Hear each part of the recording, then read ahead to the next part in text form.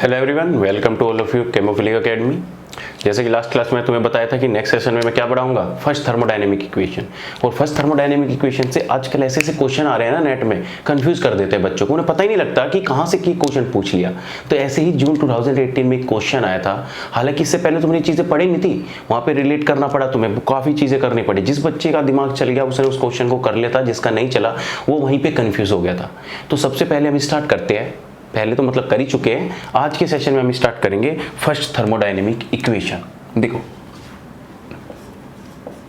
First thermodynamic equation, first thermodynamic equation. क्या जरूरत पड़ी फर्स्ट थर्मोडायनेमिक इक्वेशन की और क्यों जरूरत पड़ी ये भी बता देता हूं। सिंपल सा बात है, जब तुम्हें पता है ये मैक्सवेल बॉक्स तो हमेशा बना के ही रखना इस तरीके का, जब भी तुम थर्मोडायनेमिक्स पढ़ो। क्या Satya Prakash, tired very much, हे गॉड, अभी उठा ले। तुम्हें एक बात पता है कि अगर मैं चेंज इन इंटरनल एनर्जी देखूं तो हमारा चेंज इन इंटरनल एनर्जी, ये सारी चीजें मैं तुम्हें बता चुका हूं, तो क्या आता है TdS माइनस के PdV आता है। सिंपल बात है। अब देखो इसकी जरूरत क्यों पड़ी। मैं अगर तुम्हें एक सैंपल दे दूं, तुम्हें बोल दूं कि ले ये गिलास वाटर है, ठीक है, और तुम्हें बोल दूं कि जा इसके लिए वॉल्यूम, टेम्परेचर, एंट्रोपी, प्रेशर और इंटरनल एनर्जी और गिब्स फ्री एनर्जी निकाल के लिया, तो तुम जाओगे भागे भागे और जाके सारी चीजें निकाल के ले आओगे? क्या एक्चुअल में तुम सारी चीजें निकाल के ले आओगे?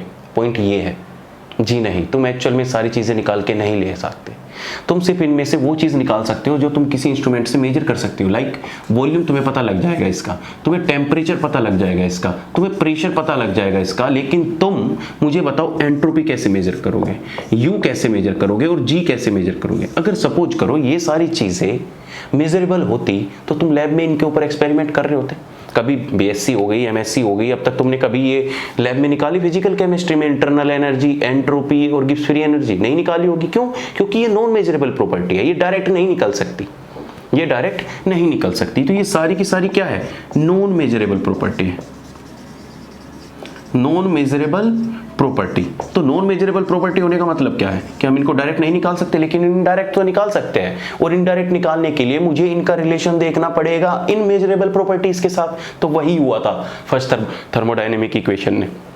उसमें जब हमने चेंज इन इंटरनल एनर्जी देखा तो हमें क्या पता लगा कि change in internal energy TdS PdV था। अगर तुम इस क्वेश्चन में ध्यान से देख रहे हो इस इक्वेशन को, तो ये जो ds है ये तो फिर से नॉन मेजरेबल प्रॉपर्टी आ गई कि नहीं आ गई? तो इस नॉन मेजरेबल प्रॉपर्टीज को रिमूव किया मैंने, और रिमूव करने के बाद जो एक इक्वेशन आई उसी को मैंने फर्स्ट थर्मोडायनेमिक इक्वेशन बोल दिया।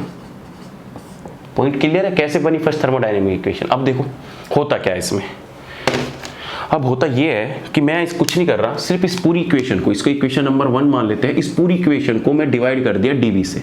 तो अगर मैं इस पूरी इक्वेशन को dV से डिवाइड कर दूं, du/dV is equal to TdS/dV minus के PdV/dV।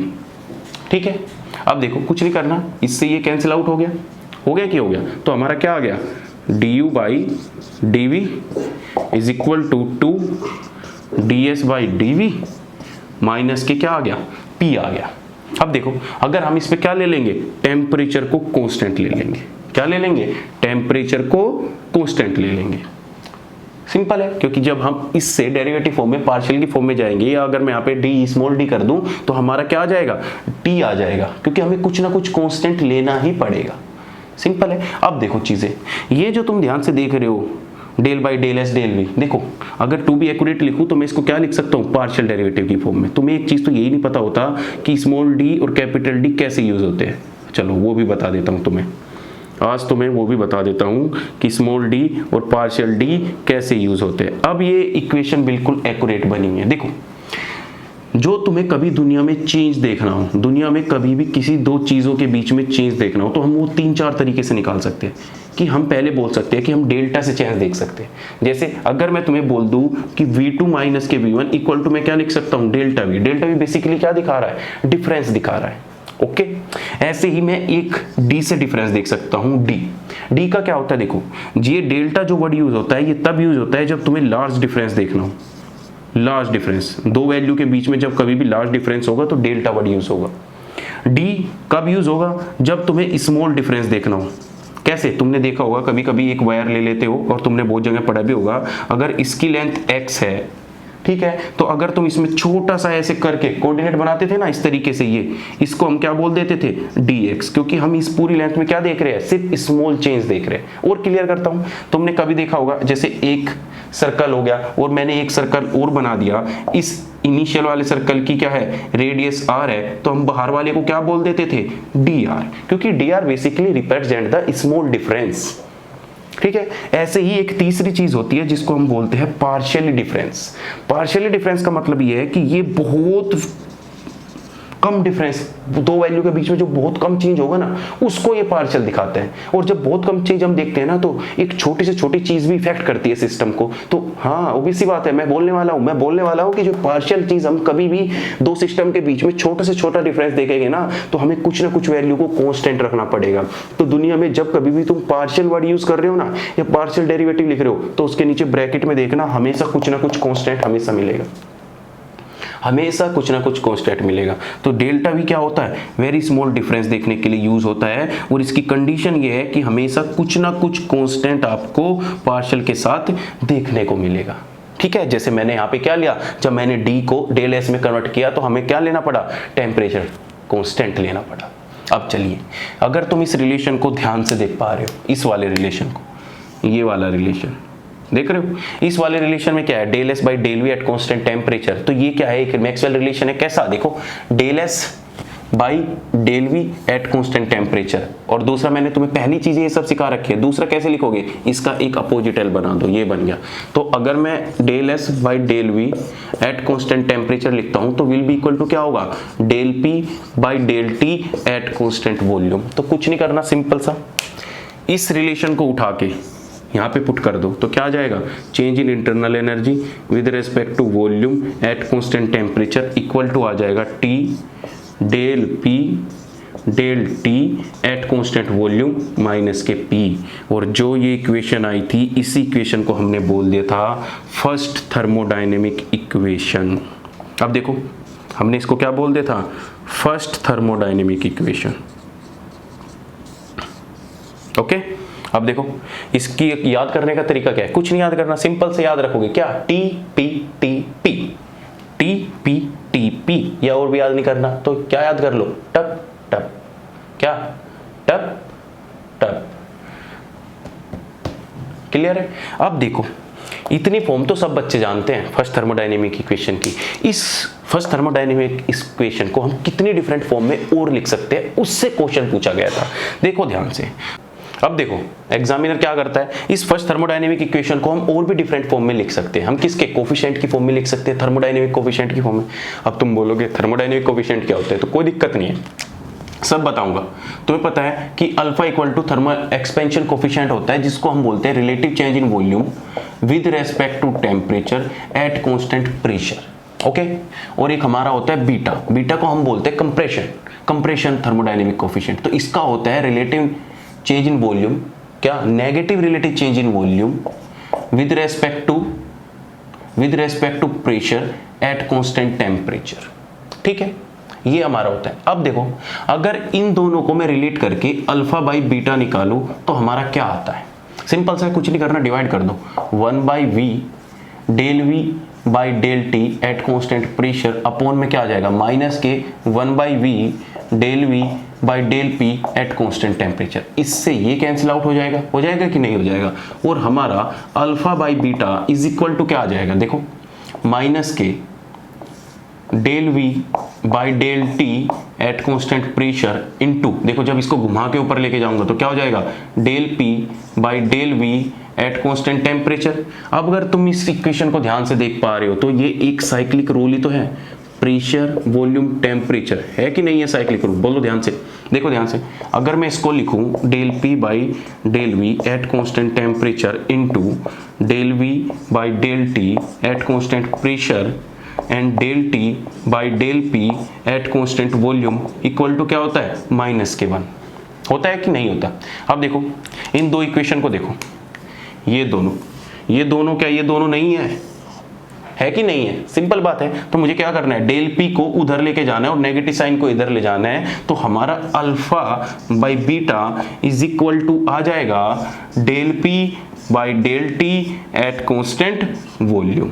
तो हमारा जो अल्फा बाई बीटा का रिलेशन क्या आया, del P by del T at constant volume. अब देखो फर्स्ट थर्मोडायनेमिक इक्वेशन पे आओ।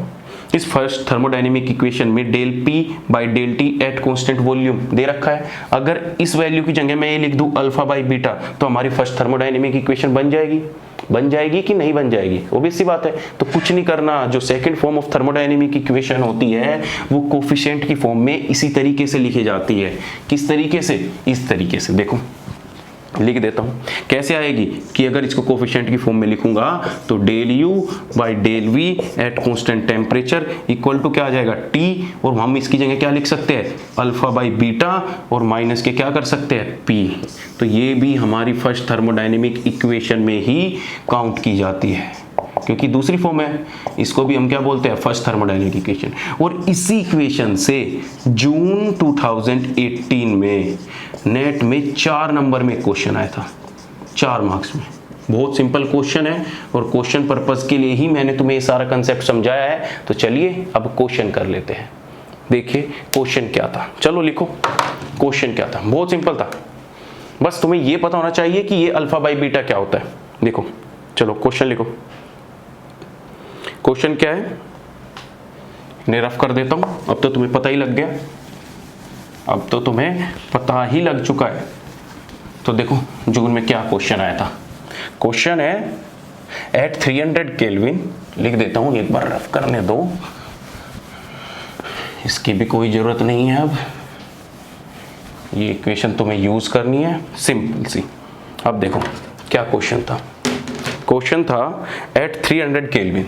क्वेश्चन देखो, क्वेश्चन क्या था, एट 300 केल्विन जो अल्फा है, अल्फा इक्वल टू दे रखा था 2 × 10⁻⁻⁴ kelvin inverse, and beta is equal to दे रखा था 5 × 10⁻⁵ बार इनवर्स। ओके, एंड उसने पूछा था find del U by del V at constant temperature in kilobar at 320 Kelvin and 1 bar pressure for H2O। बताओ, ये सिंपल सा था, इतनी सारी चीज उसने पूछी थी और किस तरीके से। अब बताओ क्या ये क्वेश्चन था, वो 4 नंबर में था, 119 क्वेश्चन था, पेपर भी मुझे याद है एग्जैक्ट क्योंकि दिया था मैंने। तो ये क्वेश्चन था। अब बताओ क्या करना है, कुछ नहीं करना, सिंपल सी है, अल्फा बाई बीटा निकाल लो, कर लो। आओ करके दिखाऊं तुम्हें, ब्लू पेन से दिखाता हूं। अल्फा बाई बीटा निकाल लो, अल्फा बाई बीटा निकाल लोगे तो अल्फा कितना दे रखा है, 2 × 10⁻⁴ केल्विन इनवर्स, और नीचे कितना दे रखा है, 5 × 10⁻⁵। जब इससे ये चीज काटोगे तो तुम्हारा इक्वल टू कितना आ जाएगा, 4 आ जाएगा, 4। अब alpha by beta equal to कितना आ गया, 4। तो उस 4 को सिर्फ इस इक्वेशन में पुट करना है। कैसे, किस टेम्परेचर पे पूछ रखा है, 320, तो 320 इंटू क्या आ जाएगा, 4, माइनस के प्रेशर कितना दे रखा है, 1 बार। इसकी मल्टीप्लाई करोगे, 4 0, 4 दूनी 8, 4 3 12, 1280 माइनस के 1, 1280 माइनस के 1 कितने हो जाएगा, 1279 हो जाएगा कि नहीं हो जाएगा। इतने क्या हो गया, बार हो गया। लेकिन उसने आंसर किसने पूछा है, किलो बार में। ये भी ध्यान रखना, उसने आंसर किससे पूछा है, किलो बार में। तो सिंपल सा, किलो बार इक्वल टू कितना हो जाएगा, 1.279 किलो बार। लो, ये तुम्हारे 4 नंबर थे पक्के। कोई दिक्कत है इसमें, कोई दिक्कत नहीं है, ठीक है। तो आज की क्लास यहाँ तक ही, नेक्स्ट में मिलेंगे। फर्स्ट थर्मोडायनेमिक्स से और कितने डिफरेंट टाइप ऑफ क्वेश्चन हो सकते हैं। आइडियल गैस के लिए फर्स्ट थर्मोडायनेमिक इक्वेशन क्या होगी, वैंडरवॉल गैस के लिए क्या होगी, या रिड्यूस वैंडरवॉल गैस के लिए क्या होगी फर्स्ट थर्मोडायनेमिक इक्वेशन, तो हम नेक्स्ट क्लास में डिस्कस करेंगे। चलिए, तो तब तक वीडियो को लाइक कीजिए, कमेंट कीजिए, शेयर कीजिए जितना ज़्यादा कर सकते हो। थर्मोडायनेमिक्स में कुछ नहीं छोड़ूंगा तुम्हारे लिए, सब कुछ रिवाइज करा दूंगा। ऐसे 15 मिनट एपिसोड में सब कुछ तुम्हारे डाउट क्लियर होते चले जाएंगे। चलिए नेक्स्ट क्लास में मिलते हैं।